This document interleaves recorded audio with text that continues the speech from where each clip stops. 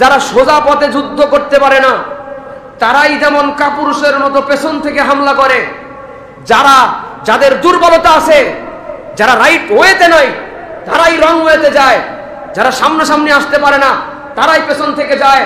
আমরা মুসলমানেরা সারা বাংলাদেশের যত ধর্মের মানুষ আছে, সাম্প্রদায়িক সম্প্রীতির বাংলাদেশে সমস্ত ধর্মের মানুষদেরকে ওপেনে তাদের ধর্মকর্ম করার সুযোগ রাষ্ট্রের পক্ষ থেকেও আছে, আলেমদের পক্ষ থেকেও ঘোষণা দেওয়া আছে।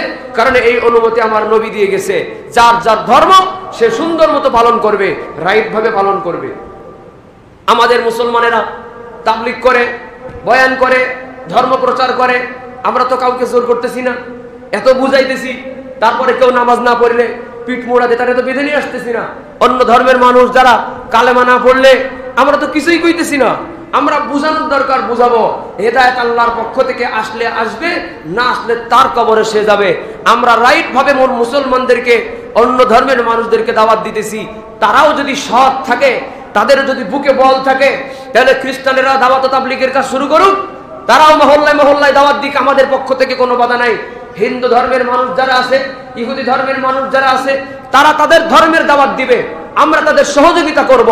সামাজিক ধর্মীয় পরিবেশ ঠিক রেখে তোমরা তোমাদের ধর্ম পালন করবা, তাতে আমাদের কোনো সমস্যা নাই। কিন্তু অন্যায়কারী যখন আইনগতভাবে ঠকে যায়, তখন যেমন ঘুষের পোটলা নিয়ে প্রশাসনের সামনে নিয়ে যায়, যার দুর্বলতা আছে সেই পেছনের অবৈধ রাস্তা খুঁজে, যাদের ধর্মের দুর্বলতা আছে তারাই টাকা দিয়ে মুসলমানের ধর্মকে ঈমান করাই করতে চায়। এদের লাভ জিহাদ ঘোষণা করেছে, মুসলমান মেয়েদের গর্ভগুলো হিন্দু ছেলেদের সন্তানের জন্য ভরে যায়। দুবাই পানির নিচে হতে পারে মুসলমানের দেশ, কিন্তু এত পরিমাণে অশ্লীলতার অপচয় দুবাইতে হয়, পৃথিবীর কোন মুসলমানের দেশে এই আকাম কোকাম হয় না। ইউরোপ আমেরিকার থেকে কোন অংশে এই দুবাইতে অশ্লীলতা কম হয় না। যে কারণে আল্লাহর গজব, মরুভূমির দেশে আজকে পানি, আর নদী নালার দেশে আজকে বৃষ্টি নাই। আমাদের পাও পাড়া দিয়ে যারা গ্যাঞ্জাম করতে চায়, ওদেরকে আমাদের মাঝে মাঝে জানান দেওয়ার দরকার আছে। তোমরা সংখ্যালঘু, তোমাদের সংখ্যালঘুর অধিকার ইসলাম মেনে, রাষ্ট্রের নিয়ম মেনে আমরা দিতেছি। যদি উল্টাপাল্টা হয়, আবার বাংলাদেশে কোনো একটা জায়গায় যদি ঘটে, কোন হিন্দু ধর্মাবলম্বী যদি আগামীতে নিরপরাধ আমার কোন মুসলমানদেরকে শহীদ করে দেওয়া হয়, তাইলে আমাদেরও সময় আসবে শহীদের স্বপ্ন দেখার, মাথায় কাপড়ের কাপড় নিয়ে এই জালেমদেরকে উৎখাত করার জন্য কিন্তু আমরা শহীদ হতে রেডি হয়ে যাব। রাষ্ট্রের পক্ষে কথা বলেছি আমি, বরং সরকারের পক্ষে কথা বলেছি আমি, সাম্প্রদায়িক সম্প্রীতির পক্ষে কথা বলেছি। ইন্নাল্লাযীনা ক্বালু রাব্বুনাল্লাহ সুম্মা ইসতাকামু, নিশ্চয় যারা আল্লাহকে আল্লাহ বলে স্বীকার করবে এবং এটার উপরে অটল অবিচল থাকবে, তাতানাজ্জালু আলাইহিমুল মালাইকা, তাদের জীবনে মরণে বিভিন্ন সময় আল্লাহ তাআলা ফেরেশতা নাজিল করে তাদেরকে সহযোগিতা করবে। জোর নাই সুবহানাল্লাহ। আল্লাহ তাখাফু ওয়ালা তাহজানু, ফেরেশতারা এসে তাকে বলবে তোমার কোনো ভয় নাই, তোমার কোনো টেনশন নাই। এবং মরণের সময় ফেরেশতারা এ কথা বলবে, ও আবশিরু বিল জান্নাহ, তুমি জান্নাতের সুসংবাদ গ্রহণ করো। আল্লাতী কুনতুম তুআদুন, যেই জান্নাতের ওয়াদা তোমাকে দুনিয়াতে প্রদান করা হয়েছিল। এই আয়াতের যতটুকু অর্থ আমি বললাম, এখান থেকে আমরা এতটুকু বুঝতে পারলাম যে ঈমান আমাদের জন্য আল্লাহর পক্ষ থেকে সবথেকে বড় দৌলত। ঈমান হলো আমাদের সবথেকে বড় সম্পদ। মুসলমানের বহুত রকমের সম্পদ আছে, ধন সম্পদকেই আমরা সম্পদ মনে করি, জমি জায়গা, টাকা পয়সা, স্বর্ণ গহনা, বস্তু, ব্যবসা বাণিজ্য, এগুলোকে আমরা সম্পদ মনে করি। আসলে সবথেকে বড় সম্পদের নাম হলো ঈমান। সবথেকে বড় সম্পদের নাম কি বলেন? এর থেকে বড় সম্পদ আর আছে? কোটি কোটি টাকার বিনিময়ে আমাদের ঈমান কেনা যাবে? ঈমান এমন একটা সম্পদ যেটা কোটি কোটি টাকা দিয়েও কেনা যায় না, রাজত্ব দিয়েও কেনা যায় না, আসমান জমিনের বিনিময়েও ঈমান ক্রয় করা যায় না। কারণ আমাদের ঈমান কার জন্যে? ইন্নাল্লাযীনা ক্বালু রাব্বুনাল্লাহু সুম্মা ইসতাকামু তাতানাজ্জালু আলাইহিমুল মালাইকা, যারা আল্লাহকে আল্লাহ বলে মানবে এবং এটার উপরে অটল অবিচল থাকবে, তাদের জন্য কিছু সুসংবাদের ঘোষণা আয়াতে কারিমার মধ্যে। সহজ ঈমান নয়, পরীক্ষিত ঈমানদারদের জন্য সুসংবাদ। যারা পরীক্ষায় পাশ করবে তাদের জন্য সুসংবাদ। যারা পরীক্ষায় পাশ করে ভালো রেজাল্ট অর্জন করবে, ফলাফলটা তাদের জন্যে, পুরস্কারটা তাদের জন্যে। যে ছাত্র পরীক্ষায় ফেল করে তার জন্য পুরস্কার নাই, তার জন্য আছে লাঞ্ছনা, তার জন্য আছে অপমান। এজন্য আমাদের সব থেকে বড় সম্পদের নাম যদি হয় ঈমান, তাহলে দুনিয়ার বড় সম্পদগুলোর যেমন চুরি হয়ে যাওয়ার ভয় থাকে, দুনিয়ার দামি সম্পদগুলো যেমন ডাকাতি হয়ে যাওয়ার ভয় থাকে, ব্ল্যাকমেইল করে ভুলভাল বুঝায় আর একজন সেটারে ছিনতাই করে নিতে পারে, দুনিয়ার সম্পদগুলো যেমন চুরি ডাকাতি ছিনতাই হয়ে যেতে পারে, আমাদের আখিরাতের সম্পদ, আমাদের জীবনের মরণের সব থেকে বড় সম্পদ, এই সম্পদ ঈমান, এটারও চুরি হতে পারে, এটাও ডাকাতি হতে পারে, এটাও ছিনতাই হয়ে যেতে পারে। আমাদের বাড়ির স্বর্ণ গহনাগুলো আমরা চুরি হয়ে যাওয়ার ভয়ে নিরাপত্তা দেওয়ার জন্য আমরা অত্যন্ত প্রোটোকল দিয়ে তাদেরকে রাখি। স্বর্ণ গহনাগুলো যেখানে সেখানে ফালায় রাখে না, সর্বোচ্চ নিরাপত্তা দিয়ে রাখে। টাকা পয়সাগুলো যেখানে সেখানে ফালায় রাখে না, সর্বোচ্চ নিরাপত্তা দিয়ে রাখে। সিকিউরিটি ব্যবস্থা মজবুত থাকে, যেন যে কোনো ব্যক্তি আমার এই সম্পদটা ছিনায় নিতে না পারে, যে কোনো ব্যক্তি আমার এই টাকাগুলো ছিনায় নিতে না পারে, আমার অজান্তে আমার স্বর্ণগুলো বিক্রি করে দিতে না পারে। এজন্য দেখা যায় কেউ আমরা পকেটে করে টাকা পয়সা নিয়ে ঘুরি না, ঠিক না? পকেটে করে আমরা কার্ড নিয়ে ঘুরি অথবা স্মার্টফোন নিয়ে ঘুরি।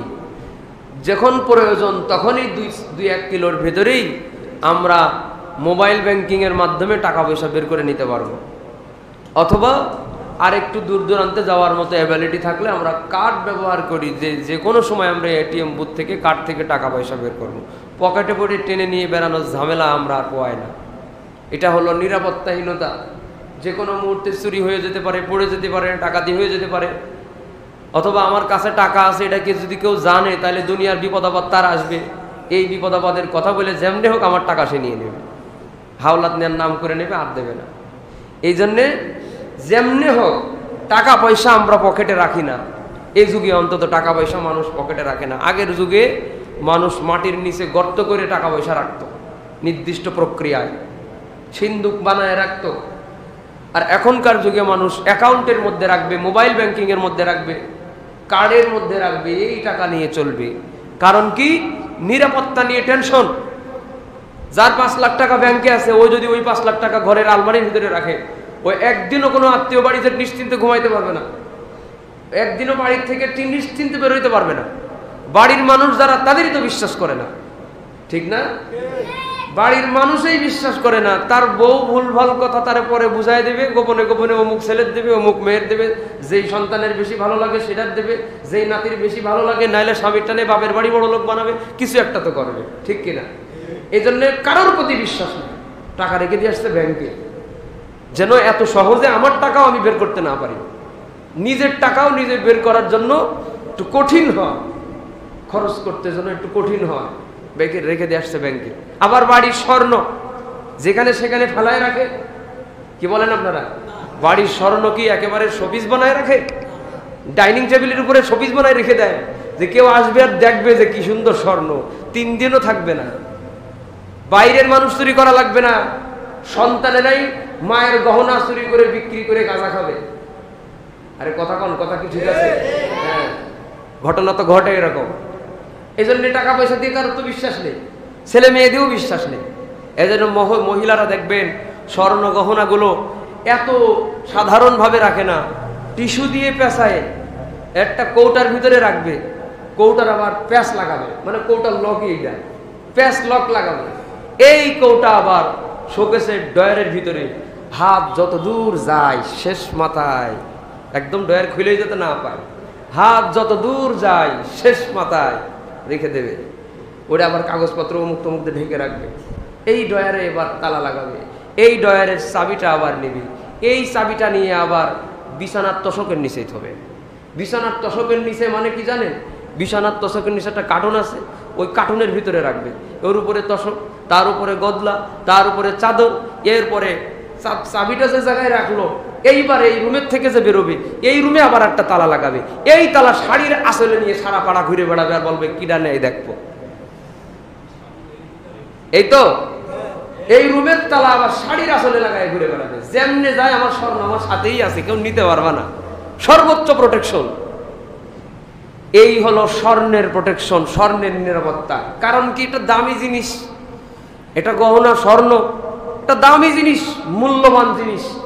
এজন্যে এত নিরাপত্তা দিয়ে স্বর্ণটাকে রেখে দেয়, এত নিরাপত্তা দিয়ে টাকা পয়সাগুলোকে রেখে দেয়। আর আমাদের স্বর্ণের থেকে, টাকা পয়সার থেকে বেশি দামি যে সম্পদ, সেটার নাম কি? স্বর্ণের থেকে যে সম্পদের দাম বেশি সেটার নাম হলো ঈমান। আমাদের টাকার থেকে দাম বেশি, আমাদের গাড়ি বাড়ির থেকে দাম বেশি, আমাদের চাকরির থেকে দাম বেশি।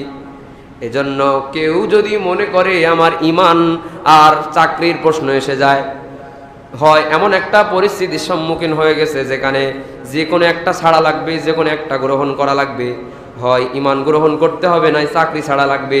তার মানে এমন চাকরি আমাদের দেশে আছে যে জায়গায় চাকরির পরিস্থিতির মাঝে এমন এমন পরিস্থিতির সম্মুখীন হয় যেই পরিস্থিতি গ্রহণ করলে ঈমানই থাকে না। এরকম চাকরির প্রশ্ন যখন এসে যায়, ঈমানদার চাকরি ছাড়বে না ঈমান ছাড়বে? হ্যাঁ, এদেশের বহুত লোকের ঈমানের দাম 1 লাখ, বহুত লোকের ঈমানের দাম 5 লাখ। কিছু লোক কয় না আমার এত কমা ঈমান না, তাহলে 10 লাখ দিলেই ঠান্ডা। বহু টুপিওয়ালাও আছে যার টাকা পয়সা দিয়ে ঈমান লেনা দেনা হয়। 5 বছর পর পরে যখন দেশে নির্বাচন হয়, দেখবেন যে এদেশের মধ্যে এমন কিছু দল আছে, বউ বাচ্চার সংসার পরিবার আর নিজে ছাত্রগুলো নিয়ে একটা দল। এরকম বহুত দল আছে ধর্মীয় সেন্টিমেন্টকে কাজে লাগানোর জন্য বড় কিছু দল এদেরকে টাকা পয়সা দিয়ে লেনা দেনা করে কেনে। এরকম বহুত দল আছে যারা 1 কোটি টাকা 10 লক্ষ টাকার বিনিময়ে নীতি আদর্শ বিসর্জন দিয়া বড় দলের ছত্রছায়ায় চলে যায়। এরা সারা বছর ঈমানের কথা বলে, সারা বছর নীতি আদর্শের কথা বলে, সারা বছর ঈমানি জজবা দেখায় বাইতুল মোকাররমার পল্টন ময়দানে দাঁড়ায় দাঁড়ায় বক্তব্য দেয়। কিন্তু ভোটের টাইম যখন আসে, নিজের ঈমানের বক্তব্য নিজে নিজে দিছে, সেই ঈমান হরণকারীর সঙ্গে টাকার বিনিময়ে তারা চলে যায়। এটা কিন্তু কোনো রাজনৈতিক বক্তব্য না। এটা হলো আমার মতো টুপি দাড়িওয়ালার কিছু লোক আছে যারা টুপি দাড়ির বান ধইরা মূলত ব্যবসা বাণিজ্য আর ইনকামের কাজ করতেছে। এগুলা সমাজের অতি বাস্তব একটা ব্যাপার। এই জন্যে আমাদের ঈমানের দাম টাকা পয়সা দিয়ে যদি কেনা যায় তাইলে সেটা ঈমান বলে না, সেটা হলো টাকা পয়সা কামানোর ঈমান। যে কারণে এদেশের মধ্যে বহুত এমন আছে খ্রিস্টান মিশনারির কাজ করে, অন্তত এই খুলনা বিভাগ না, আমার ঝিনাইদহ জেলার আশেপাশেই এবং এই যশোর জেলার পশ্চিম এলাকা মহেশপুর, ঝিগরগাছা, চুয়াডাঙ্গা, মেহেরপুর, কুষ্টিয়া, এই আশপাশে বর্ডার সংলগ্ন যেই থানাগুলো আছে, এই সমস্ত এলাকাতেই শত শত পরিবার আপনি খুঁজে বের করতে পারবেন যারা মুসলমান ছিল, শুধুমাত্র দরিদ্রতার কারণে টাকার বিনিময়ে ধর্মান্তরিত হয়ে তারা খ্রিস্টান হয়ে গেছে।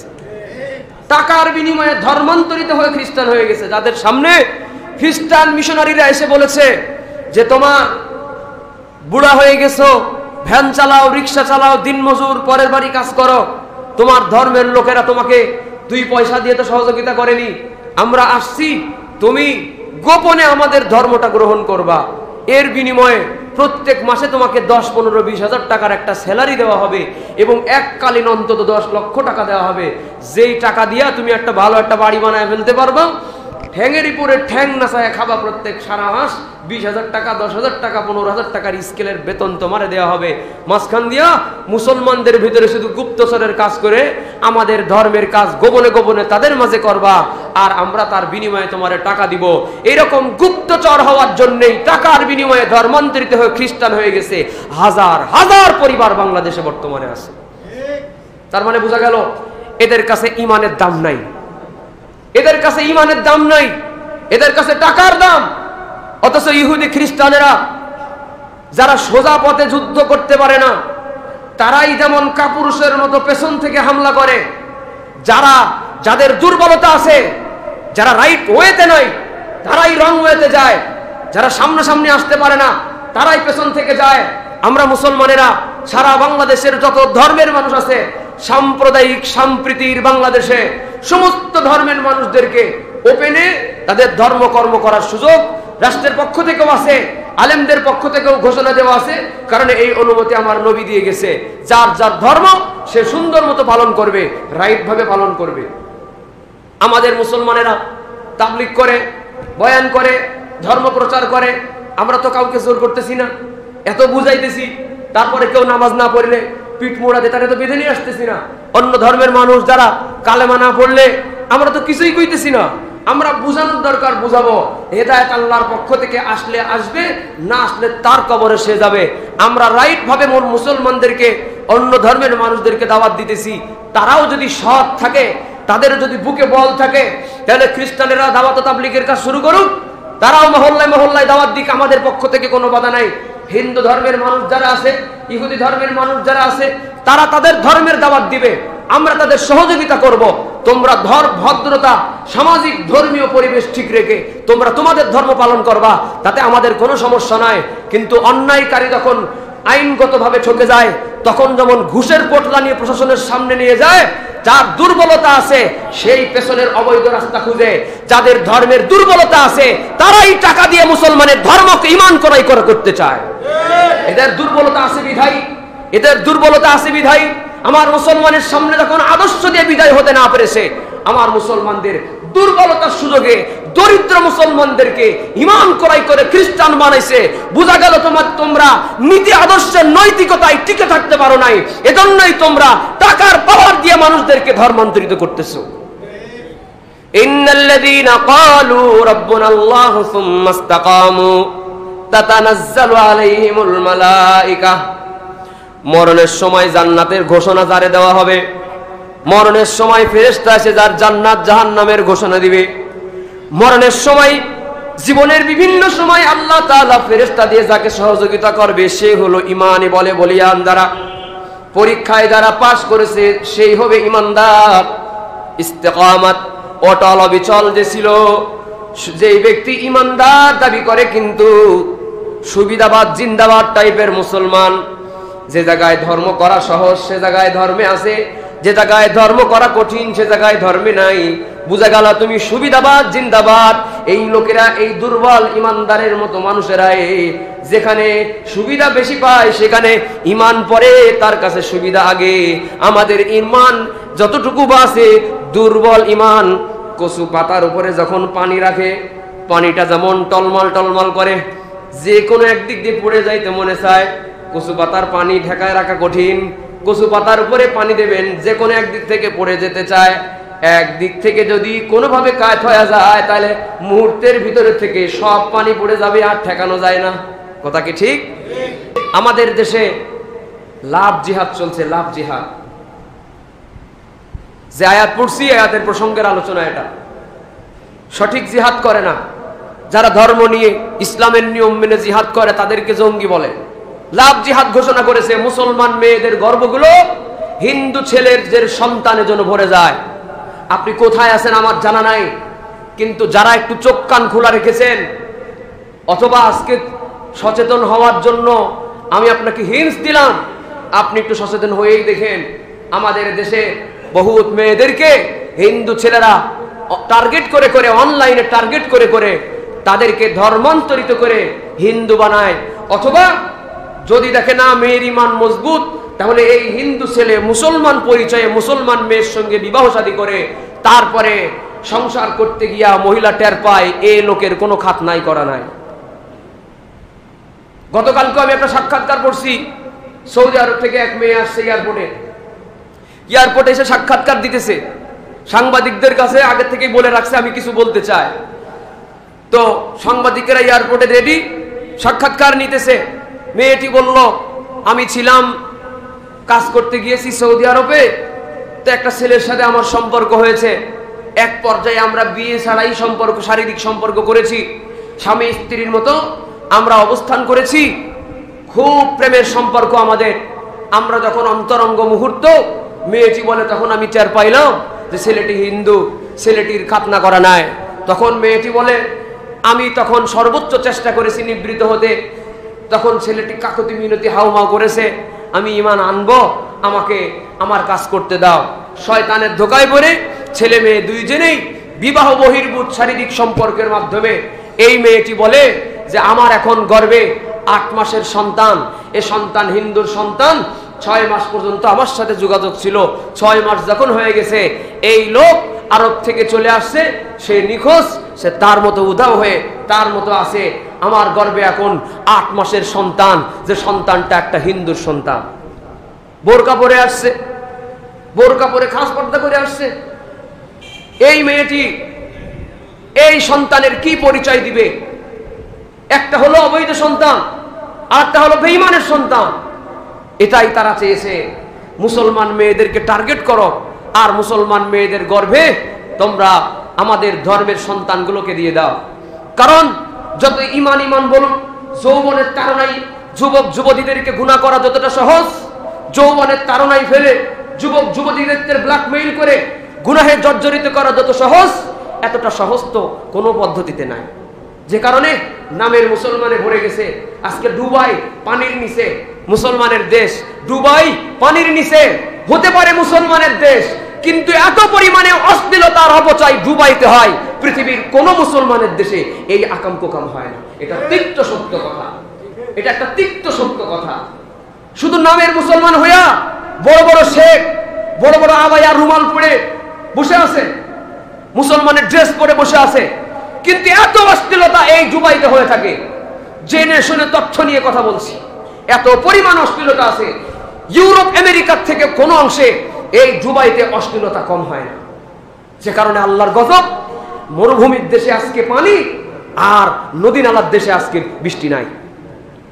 মরুভূমির দেশে পানি, আপনি চিন্তা করতে পারবেন না, যেটা মরুভূমির দেশ, যেখানে পানি হওয়ার কোনো সম্ভাবনা নাই, যেখানে পানির প্রয়োজনীয়তা কম, কারণ এরা মরুভূমিতে থাকে।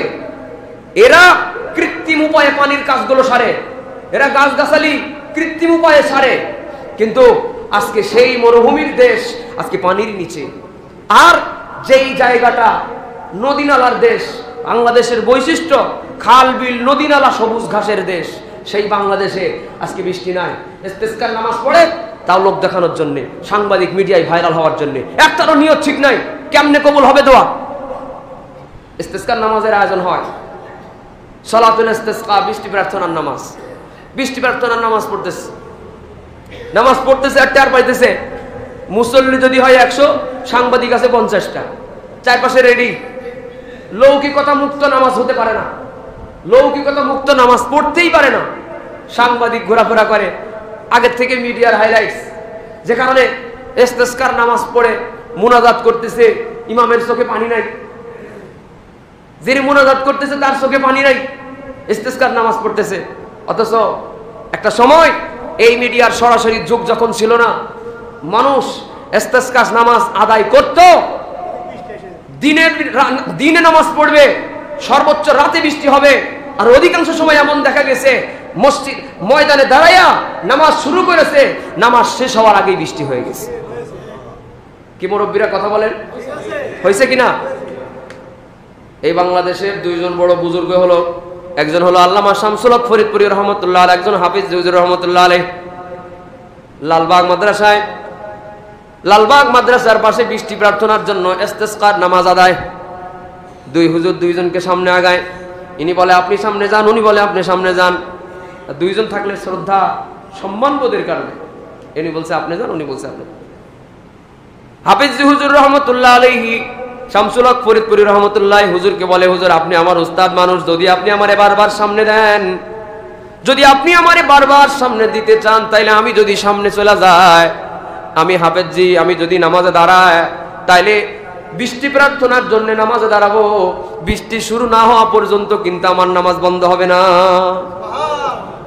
কতটা কনফিডেন্স, আমি ডাকলেই শুনবে, আমি চাইলেই দিবে, কতটা কনফিডেন্স। নামাজ শুরু হয়ে গেল, ইস্তেসকার নামাজ শুরু হয়ে গেছে। প্রচন্ড রোদের মধ্যে ইস্তেসকার নামাজ হয়, ফাটা মাটির উপরে ইস্তেসকার নামাজ হয়। তুলনামূলক সাধারণ মানুষেরা সাধারণ বেশে ছোট বড় বাচ্চাদেরকে নিয়ে, গরু ছাগল নিয়ে, এগুলো নিয়ে ইস্তেসকার নামাজ আদায় করার জন্য মাঠের মধ্যে যায়। প্রচন্ড রোদের মধ্যে নামাজে দাঁড়ায় গেছি। এখন যেমন আসতেও সম্ভবত 40 বা 41 42 ডিগ্রি সেলসিয়াস এই পর্যন্ত গরমের তাপ উঠে যাবে। এই যে প্রচন্ড গরম, কোনো বৃষ্টির সম্ভাবনা নাই।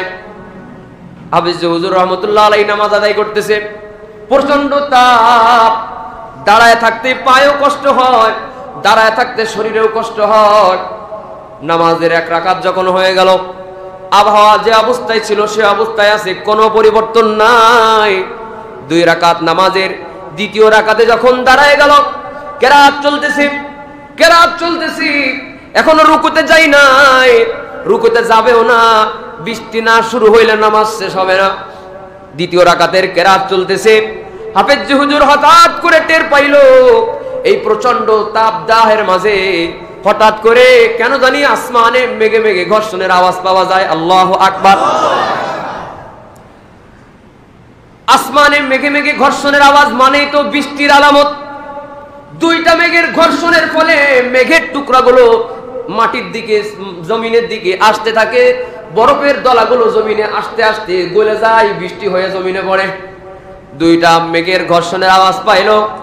যেই মানুষেরা প্রচন্ড খরা তাপের মাঝে নামাজ আদায় করছিল, এই মানুষগুলো হঠাৎ করে যখন মেঘের আওয়াজ পাইছে, যখন সূর্যের তাপগুলো কমে গেল, অন্ধকার অন্ধকার ভাব হয়ে গেল, ঠান্ডা বাতাস শুরু হয়ে গেল, ইমাম সাহেব গ্রিন সিগন্যাল পাইছে, এবার বৃষ্টির সময় হয়েছে। এবার ইমাম রুকুতে যায়, রুকু থেকে উঠে বৃষ্টি শুরু হয়ে যায়। সেজদার থেকে ওঠার পরে মুসল্লি একজন আরেকজনের দিকে তাকায় দেখে প্রচন্ড গরমে খরার শক্ত ফাটা মাটির উপরে যারা নামাজ শুরু করছিল, নামাজ শেষ করে দেখে সবার কপালে নাকে মুখে কাদা মেখে আছে। আল্লাহু আকবার। ইস্তেসকার নামাজেও এখন বৃষ্টি হয় না, অথচ এটা বৃষ্টি প্রার্থনার নামাজ। হয় না কেন? আমরা চাইতেই জানি না, আমরা বলতেই জানি না। আল্লাহর নবীর একটি হাদিস বলবো, 5টি বিষয়ের সম্মুখীন আমরা হতে হবে। 1 নম্বর হলো, কোন জাতির সামনে যদি অশ্লীলতা বেড়ে যায়, যে জাতির সামনে অশ্লীলতা ছড়িয়ে পড়বে, সে জাতির মধ্যে মহামারী, নতুন নতুন রোগ ব্যাধি দেখা দিবে। এমন রোগ, যেই রোগ পৃথিবীর মানুষ অতীতে কোনোদিন দেখে নেই। যখন অশ্লীলতা বেশি বেশি বেড়ে যায়, যেমন করোনা আমাদেরকে 3 বছর হ্যাং বানায় রাখছে, ঠিক না? আমাদেরকে 3 বছর আমাদেরকে লেখাপড়াগুলো বাচ্চাদের নষ্ট করেছে, আমাদের কর্মজীবন নষ্ট করেছে, ধনীরে গরিব বানাইছে, গরিবরা আরো গরিব বানাইছে, সুস্থরে অসুস্থ বানাইছে, আবার বহুত মানুষের কবরে পাঠায় দিছে। কথা কি ঠিক? কোন কারণে কোন সমস্যা হয় আমরা শুধু ঔষধ খাইতে গিয়ে বুঝি যে এই ঔষধ খাইলে পার্শ্ব প্রতিক্রিয়া এটা হয়, তাই না? এই ওষুধের পার্শ্ব প্রতিক্রিয়া এটা বুঝি, বা এই শরীরের অঙ্গভঙ্গি করলে এই রোগ হবে এটা বুঝি, কিন্তু কোন পাপ করলে কোন গজব আসে এটা হাদিসে আমরা পড়ি, জানি, শুনি, কিন্তু আমল নাই। অশ্লীলতার মাধ্যমে যেই পরিমাণ মহামারী আসবে, যেই পরিমাণ অতিবৃষ্টি অনাবৃষ্টি আসবে, এটা হলো অশ্লীলতার মাধ্যমে। 2 নম্বরে, কোন জাতি যখন ওজনে কম দিবে, সে জাতির উপরে দুর্ভিক্ষ নেমে আসবে এবং অত্যাচার শাসক আল্লাহ চাপায় দিবে, এবং সে জাতির উপরে দুর্ভিক্ষ আল্লাহ দিয়ে দিবেন। জাহারাল ফাসাদু ফিল বাররি ওয়াল বাহরি বিমা কাসাবাত আইদিন নাস। এই জমিনে যা কিছু হচ্ছে সব আমাদের হাতের কামাই। অতিবৃষ্টি হোক, অনাবৃষ্টি হোক, রাজনৈতিক পরিস্থিতি যাই হোক, বিশ্ব রাজনৈতিক পরিস্থিতি যাই হোক, এসব আমাদের মুসলমানদের হাতের কামাই। আমরাও তার কথা শুনি না, তিনিও আমাদের কথা শুনবেন না। আমরাই খারাপ, আমরা জনগণই খারাপ, আমরা মানুষটাই তো ভালো না। এই জন্যে ওজনে যারা কম দেন, বাবা, আল্লাহর হক আল্লাহ মাফ করবে, বান্দার হক আল্লাহ মাফ করবে না। যারা ওজনে কম দেন, নির্দিষ্ট কাউকে টার্গেট করে বলতেছি না, আমি আমাকেও বলতেছি, আপনাদেরকেও বলতেছি, যাদের ওজনে কম দেওয়া অভ্যাস আছে, আল্লাহর হস্তে এই কাজ আর করা যাবে না। যাদের ওজনে কম দিয়েছেন, আল্লাহর কাছে মাপ চাইলেও কাজ হবে না, ওদেরটা ওদেরকে ফিরাইয়া দিয়ে, এছাড়া মাপ হওয়ার কোনো সুযোগ নাই। আল্লাহর জন্য দুনিয়া একটু ছোট হয়ে হলেও ফিরাইয়া দিলে কবরে ছোট হওয়ার থেকে আল্লাহ আপনাকে মাফ করতে পারবে। এই জন্য মানুষের হক। 3 নম্বরে হলো, যখন মানুষ যাকাত আদায় করে না, যাকাতকে জরিমানা মনে করে, তখন আল্লাহ তাআলা আসমানের বৃষ্টি বন্ধ করে দেয়। কথাটা খেয়াল করে শোনা বোঝা লাগবে। যখন মানুষ যাকাত ঠিক মতো দেয় না, যাকাত দেব বন্ধ করে, তখন আল্লাহ তাআলা আসমানের বৃষ্টি বন্ধ করে দেয়। সুনানে ইবনে মাজাহ 4019 নম্বর হাদিস, আপনারা গুগল সার্চ করে হাদিস পেয়ে যাবেন। 5টা পয়েন্ট বিশদ আকারে পেয়ে দিতে পারেন। যখন মানুষ যাকাত আদায় করা বন্ধ করে দেয় তখন বৃষ্টি বন্ধ হয়ে যাবে। এই বাংলাদেশের মানুষ আমাদের কাছে, হুজুরদের কাছে নামাজের মাসআলা জিজ্ঞাসা করে, তালাকের মাসআলা জিজ্ঞাসা করে, রোজার মাসআলা জিজ্ঞাসা করে, তারাবির মাসআলা জিজ্ঞাসা করে, যাকাতের মাসআলা জিজ্ঞাসা করে না। ঠিক আছে না? আমাদের কাছে এসে বলতে পারে যে হুজুর নামাজ পড়বো কেমনে, হুজুর অমুক ইবাদত করব কেমনে, অমুক নফল ইবাদত কিভাবে করব, শাওয়ালের রোজা ধারাবাহিক থাকবো না ভেঙে ভেঙে থাকবো, মুহররমের রোজা কেমনে থাকবো, এগুলা নিয়ে আমাদেরকে প্রশ্ন করে জর্জরিত করে ফেলে। কিন্তু দুঃখের বিষয় হলো শতকরা 2 জন মানুষকে পাইলাম না এসে বলে হুজুর এইগুলো আমার সম্পদ, একটা ভাগ বাটোয়ারা করে বলে দেন আমার উপরে কয় টাকার যাকাত আসে। পাই নাই। এটা আপনার আর আমার কথা না, টোটাল বাংলাদেশের এই অবস্থা, পুরো বাংলাদেশের এই অবস্থা। যে কারণে আগুন লাগার তালেই থাকে আমাদের দেশ। ফায়ার সার্ভিস শহরগুলো ঠান্ডা করতে হিমশিম খেয়ে যায়। এই ঈদের পর থেকে এই কয়েকদিনে এক যশোর জেলায় কয়েকশো মানুষ মোটরসাইকেল অ্যাক্সিডেন্টে মারা গেছে। আপনি খোঁজ নিয়ে দেখেন, এক যশোর জেলায় কয়েক শত মানুষ মোটরসাইকেল অ্যাক্সিডেন্টে মারা গেছে। মানুষ অতিরিক্ত অ্যাক্সিডেন্ট করে মারা যায়, মানুষ আগুন ধরে মারা যায়, মানুষ হিট অ্যাটাক করে মারা যায়। মানুষ যাকাত দেওয়া বন্ধ করে দিয়েছে, পৃথিবী ঠান্ডা করা যাবে না। মানুষ হিসাব করে যাকাত দেওয়া বন্ধ করে দিয়েছে, পৃথিবী ঠান্ডা হবে না। কারণ আমরা রোগ করেছি, রোগের পার্শ্ব প্রতিক্রিয়া আসবেই। আমাদের রোগ তৈরি হয়েছে, পার্শ্ব প্রতিক্রিয়া আসবেই। কোন জাতি যখন আল্লাহ রাসূলের সঙ্গে অঙ্গীকার ভঙ্গ করে তাদেরকে আল্লাহ তাআলা, তাদের উপরে আল্লাহ তাআলা বিজাতীয় দুশমনদেরকে ক্ষমতাসীন বানায় দেন। আজকে ফিলিস্তিন, আফগান, কাশ্মীর সবার জন্য আমরা দুঃখিত। আমরাও একটা দেশে থাকি, কিন্তু আমাদের দেশের কালচার লালন করে আরেকটা দেশ, অনেক কিছু তারা নিয়ন্ত্রণ করে। এই যে আরেকজনের আধিপত্য, এটা আমাদের হয়েছে। এ কারণেই আমরা আল্লাহ রাসূলের সঙ্গে ওয়াদাবদ্ধ করেছি। আমরা আল্লাহকে ওয়াদা করে আসছিলাম, আল্লাহ তাআলা বলেছিলেন বলো তোমাদের রবকে, আমরা বলেছিলাম আপনি আল্লাহ আমাদের রব। ওয়াদা করে আসছিলাম, আমরা ওয়াদা করে আসছি রূহের জগতে। সেই ওয়াদা যখন আমরা ভঙ্গ করে দিব, তখন আল্লাহ তাআলা বিজাতি দিয়ে আমাদেরকে পানিশমেন্ট দিয়ে শাস্তি দিবে। 5 নম্বর হলো, শাসকবর্গ যখন আল্লাহর কোরআন দিয়ে মীমাংসা করবে না, আল্লাহর বিধানকে নষ্ট করবে, তখন আল্লাহ তাআলা একে অপরের মধ্যে যুদ্ধ বাধায় দিবেন। যাই হোক, এটা শাসকের সাবজেক্ট। এই 5টা কাজ আমাদের ভিতরে যতদিন থাকবে ততদিন এই 5টা বিবাদ আমাদের মধ্যে থাকবেই। অত্যন্ত প্রাসঙ্গিক বিষয় হলো, আমরা যারা যাকাত প্রদান করি না, আল্লাহর ওয়াস্তে আপনি হিসাব কিতাব করে যাকাত দিয়ে দিবেন। গরিবের হক মেরে খাবেন না, সম্পদের ময়লা আপনি খাবেন না। শেষ হয়ে যাচ্ছে পৃথিবী, পৃথিবী ধ্বংস হয়ে যাচ্ছে। আপনি মানেন আর না মানেন, পৃথিবী এখন 6 ঋতুর দেশ নেই, বাংলাদেশ এখন 6 ঋতুর দেশ নেই। বাংলাদেশে বৃষ্টির টাইমে বৃষ্টি হবে না, যখন বৃষ্টি লাগবে না তখন বৃষ্টি হবে।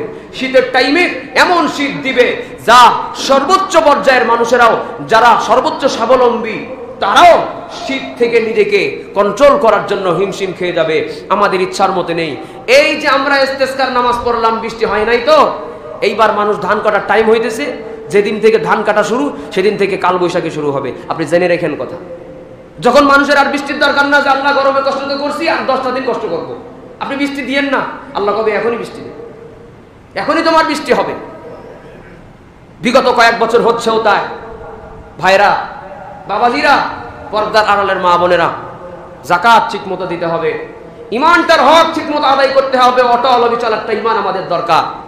তো যাই হোক, ইমানের উপরে অটল অবিচল যদি আমরা থাকতে পারি, তাহলে আল্লাহ শান্তিপূর্ণ দুনিয়া আখিরাতে জিন্দেগি দান করবে। আমাদের দেশে যারা লাভ জিহাদে অংশগ্রহণ করেছে, মুসলমান যুবকদেরকেও আমি বলে যাই, এই লাভ জিহাদের কোনো স্থান ইসলামে নাই। লাভ জিহাদ মানে আর এক ধর্মের ছেলে বা মেয়েকে বিয়ে করো, বিয়ে করে তার ধর্মে ধর্মান্তরিত করো। অনেক মুসলমান ছেলেরাও হিন্দু মেয়েদের সঙ্গে সম্পর্ক করে এই নিয়তে যে আমি একটা ধর্মের লোক বাড়াবো। ধর্ম এত দায় থাকে নাই, ইসলাম ধর্ম এত দায় থাকে নাই যে তোমার হারাম জিনার মাধ্যমে আর একজনের ইসলাম ধর্ম গ্রহণ করা লাগবে, এত তো দায় থাকে নাই। তুমি যদি ইসলামের এত খাদেম হয়ে থাকো, এত দায়ী মনোভাব হয়ে থাকো, তুমি তোমার 3.5 হাত বডির মধ্যে ইসলাম তাকে ফিট করে দেখাও। কি কথা ঠিক আছে না? 3.5 হাত বডির মধ্যে ইসলাম ফিট করে তুমি প্রমাণ করো তুমি দায়ী, তুমি দাওয়াত দিতে চাও, তুমি ইসলাম মানো। তোমার নিজের ইসলাম মানার খোঁজ নেই, তুমি যৌবনের আকাঙ্ক্ষা কুমনোবাসনা পূরণ করার জন্য আর এক ধর্মের মেয়ের সঙ্গে বিবাহ শাদী করতে চাও, ইসলামে এটার কোনো স্থান নাই। এবং আমাদের বাংলাদেশের অনেকেই মনে করে শাহরুখ খান আর গৌরী, এই তো সাকিব খান আর অপু, এরা যেহেতু আর এক ধর্মের মানুষ বিবাহ করেছে, এবার সন্তানদেরকে যখন জিজ্ঞাসা করে সন্তান তুমি কোন ধর্মের মানুষ, বাপ মায় তখন কয় ও ওর মতো বড় হবে, ওর যেটা ভালো লাগে সেটা করব। তোমার কাছে সুশীল, তোমার মতো সুশীলের কাছে মনে হয় কত সুন্দর বাপ মা, কত উদার মনের বাপ মা, অথচ কত সুকৌশলে একটা হিন্দু আর একটা মুসলমান দম্পতির মাধ্যমে আর একটা নাস্তিক দম্পতি জন্ম নেয়। সন্তানকে যখন বলে সে তার মতো হবে, এই সন্তানটা বড় নাস্তিক হবে। অথচ একজন বাবার উপরে, একজন অভিভাবকের উপরে আল্লাহ তাআলা কর্তব্য ভার দিয়ে দিয়েছেন, ও আনফুসাকুম ওয়া আহলিকুম নারা, জাহান্নামের আগুন থেকে নিজেরে বাঁচাও, পরিবারকে বাঁচাও। নিজেরে বাঁচাও, পরিবারকে বাঁচাও। না, আপনার সন্তান নিজের মতো চলাফেরা করতে পারবে না। আপনার সন্তান আপনার কন্ট্রোলে থাকবে, কারণ সে আপনার অধীনে আছে।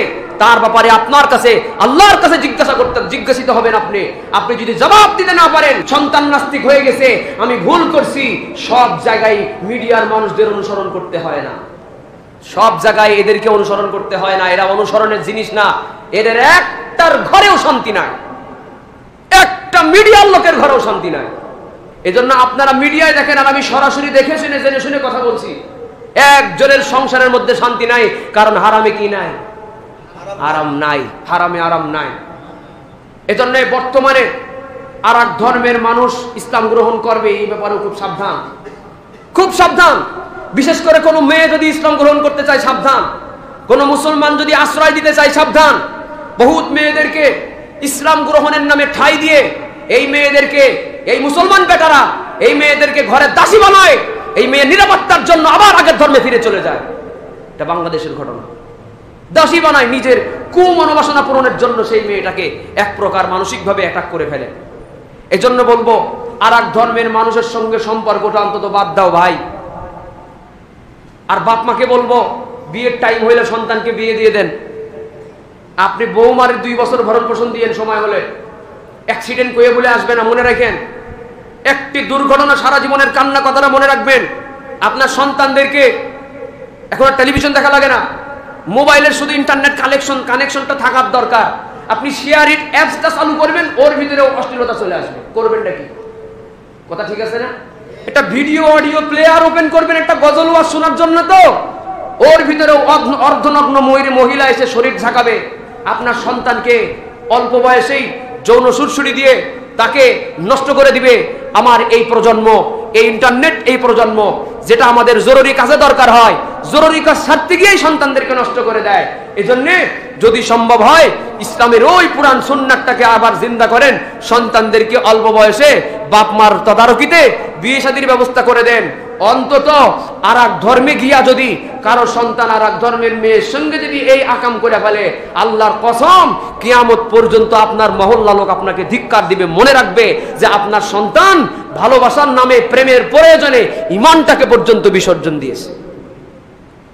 এক মহিলা মাদ্রাসার মেয়ে সেদিন ধরা হয়েছে, এক হিন্দুর সঙ্গে তার লাভ জিহাদের সম্পর্ক। এদেশের হিন্দু ভাইয়েরা তাদের ধর্মে পূজার সময় তারা তাদের ধর্ম পালন করে, আমরা আমাদের ধর্ম পালন করি।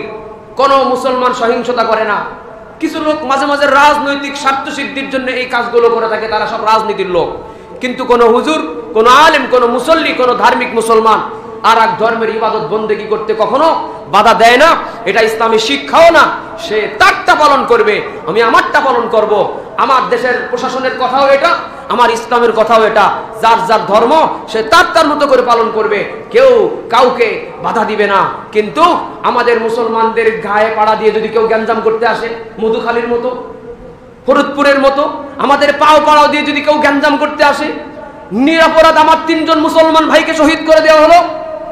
এই যে হিন্দু ভাইদের পক্ষ থেকে আমার 3 জন মুসলমান ভাইকে শহীদ করে দেওয়া হলো। ছোট অবস্থায় যদি আমরা আমাদের আওয়াজ না দিই, তাইলে বিষয়টা বড় আকারে হয়ে যাবে। আমরা সংখ্যাগরিষ্ঠ মুসলমানের দেশে সংখ্যালঘুদেরকে যেই পরিমাণ আদর স্নেহ যত্ন করে রাখি, মেহমানদের মতো করে রাখি, পৃথিবীর কোন রাষ্ট্রে সংখ্যালঘুর এত তো শান্তি নাই। আপনি দেখবেন, জেনে শুনে কথা বলছি, পাশের রাষ্ট্রে আমার মুসলমানেরা সংখ্যালঘু সংখ্যায় কম। এই যে কোরবানির সময় কত মুসলমানদেরকে হত্যা করবে, কোরবানি করার অপরাধে মুসলমানদেরকে কোরবানি করে দিবে। কোন জনপ্রতিনিধি হতে পারে না আমার মুসলমানেরা। অনেক জায়গা আছে মুসলমানেরা সরকারি চাকরি নিতে পারে না। আর আমাদের দেশে যোগ্যতা দিয়ে মুসলমান না পাইলেও শুধুমাত্র সংখ্যালঘুটা একটা যোগ্যতা বানিয়ে তাদের জন্য কোটা দিয়ে তাদের অধিকার দেওয়া হয়েছে। এদেশের মতো সংখ্যালঘুদের অধিকার পৃথিবীর কোন রাষ্ট্রে নাই, এদেশের মতো না। অথচ আমাদের আদর্শটা গ্রহণ করে ওদেরও তো উচিত ছিল মুসলমানদের জন্য একটা কোটা পদ্ধতি রেখে সংখ্যালঘু হিসাবে মুসলমানদেরকে অধিকার দেওয়া। ওরা দেয় নাই। আমাদের দেশে ওদের চাকরি হয় সহজে, আমাদেরটা কঠিন হয়। ওদেরকে আমরা আদর যত্ন করে রাখছি। এরপরেও তাদের নাকে কান্না শুনলে মনে হয় এদের মতো দুঃখে আর কেউ নাই। বোঝা গেল সুখে থাকলে ভূতে কিলায়। আমরা মাঝে মাঝে একটু গলা খাকারি দিয়ে চোর সুটকাদের একটু জানান দেওয়া লাগে, বাড়িতে একজন লোক ঘুমায় আছে, চোর তুমি যে আসছো এটা টের পেয়ে গেছি। শাইখুল হাদিস আল্লামা আজিজুল হক রহমতুল্লাহ আলাইহির নাম শুনছেন আপনারা। উনি একটা গল্প করতেন, শেষরা চোর যখন ঘরে আসে তো যখন উঠানে কিছুই পায় না তখন বদনাটা হলেও নিয়ে যায়, তাই না? গামছাটাও উঠানে জ্বলে ওইটা হলেও নিয়ে যায়। এখন শেষরা চোর একবার চুরি করে আর 10 বার আলোক ফুলুক করে তাকায়। এখন ঘরের মধ্যে যে ঘরের মালিক আছে সে মনে করতেছে শীতের ভিতরে লেপের ভিতরে শুয়ে শুয়ে এখন এই বদনা চুরি করতেছে, এই ঠেকানোর জন্য লেপের গরম থেকে তো আমি উঠবো না, ওই বদনার থেকে আমার এই গরমের দাম বেশি, ও নিয়ে যাচ্ছে নিয়ে যাক। কিন্তু ওর টাড়ানোর একটা পদ্ধতি আছে, ও লেপের ভিতরে শুয়ে শুয়ে শুধু জাস্ট এতটুকু করবে, ও শুধু লেপের ভিতরে সে একটু গলা খাকারি দেবে। এই শেষরা চোরের কাছে এই গলা খাকারিটা এত জোরে আওয়াজ হয়ে কানে আসবে, ও মনে হবে যে লাঠি মনে হয় মাথার উপরে এসে গেছে, এখন শুধু পড়তে বাকি। এই গামছা আর এই বদনা থিয়ে আজও দৌড় কালও দৌড়, শেষরা চোর পেছনে তাকানোর টাইম পাবে না। অথচ এই লোক ঘরের বাইরেই বেরোয়নি। কি কথা ঠিক আছে না? এইরকম শেষরা চোর তাড়ানোর জন্য মাঝে মাঝে আমাদের একটু গলা খাকারি দেওয়া লাগবে। মুসলমান আমাদের পাও পাড়া দিয়ে যারা গ্যাঞ্জাম করতে চাই ওদেরকে আমাদের মাঝে মাঝে জানান দেওয়ার দরকার আছে, তোমরা সংখ্যালঘু, তোমাদের সংখ্যালঘুর অধিকার ইসলাম মেনে রাষ্ট্রের নিয়ম মেনে আমরা দিতেছি, দিতে থাকো, নিতে থাকো। যদি উল্টাপাল্টা হয়, ফরিদপুর আর মধুকালীর মতো ঘটনা যশোরেও যদি ঘটে, আবার বাংলাদেশে কোনো একটা জায়গায় যদি ঘটে, আমার মুসলমানদেরকে অকাতরে তোমরা এইভাবে শহীদ করে দিবা। আমরা আমাদের জানের থেকে আমাদের ইমানের দাম বেশি, আমাদের স্বর্ণ গহনার থেকে আমাদের ইমানের দাম বেশি। কোন হিন্দু ধর্মাবলম্বী যদি আগামীতে নিরপরাধ আমার কোন মুসলমানদেরকে শহীদ করে দেওয়া হয়, তাইলে আমাদেরও সময় আসবে শহীদের স্বপ্ন দেখার, মাথায় কাপড়ের কাপড় নিয়ে এই জালেমদেরকে উৎখাত করার জন্য কিন্তু আমরা শহীদ হতে রেডি হয়ে যাব।